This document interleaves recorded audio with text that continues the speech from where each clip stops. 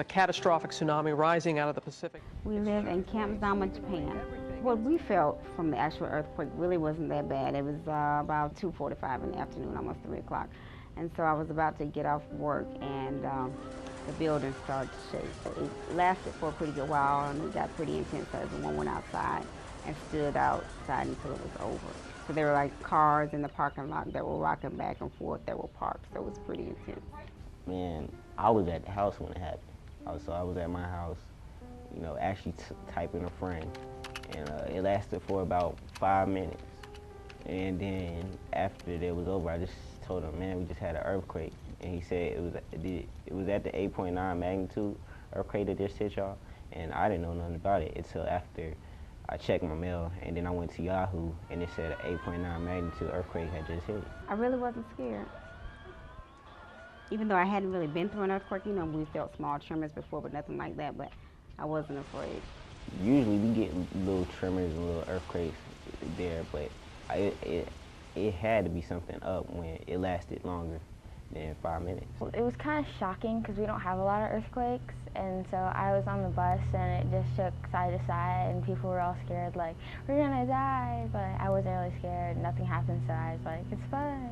Yeah, and what was going through my head was like, I was just wondering if my sister was okay because she was on the bus, and I was worried if my mom was okay because she was at work at the time at the bank. I was concerned for them, and I was trying to call them to check on them on my cell phone, but we had no cell phone service at that time, so I was unable to reach them. But when I got home, they were both okay.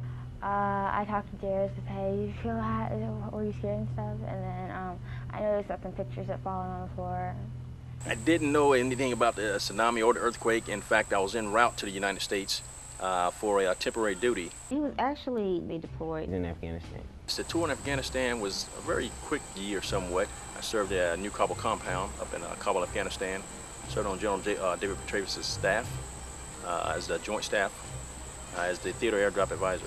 So I was on a plane about 10 or 12 hours and didn't find out anything about that until I landed. He actually heard it, I think, at the airport on the news, and so as soon as he could get to a phone, he called to make sure that we were okay. She told me everything was good and they were just doing fine there. But I was kind of shocked to see that happened to Japan. Man, it was just crazy and unbelievable, and I can't believe like 5 minutes worth of a tremor took like that many lives. What was going through my head was just their safety and that they were okay. And once my wife reassured me they were fine, I was fine with it. Made me kind of want to speed up my tour a little bit and get on back so I could be with my family. But I knew that she had everything under control, so I had no worries. The quake triggered a state of emergency at 2 of the country's nuclear reactors. The government, you know, collected data, and they were testing the water in the air where we live to make sure that it was safe for us to be there. So as the radiation levels continued to rise, they made a decision to voluntarily evacuate people who wanted to leave.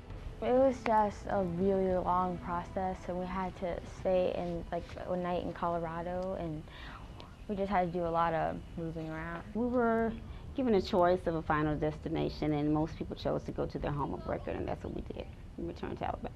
It was a good experience to see family and stuff, but it was just crazy that we had to like change our like whole lifestyle for that period of time. We're still kind of concerned about it. Thought maybe we wouldn't be able to return to Japan. However, they were able to return, and everything's fine so far. Relief to return home and get back to normal, and that things are okay there. Being away from my wife for this entire year, in fact, this is the second year that I've missed my anniversary. I've been married 17 years here on July 2nd. Lovely lady. It was pretty big for her and definitely big for me. I can't wait to get back to her. Simply just want to say that I love her. I just want to give them a big hug. And just hang out with them.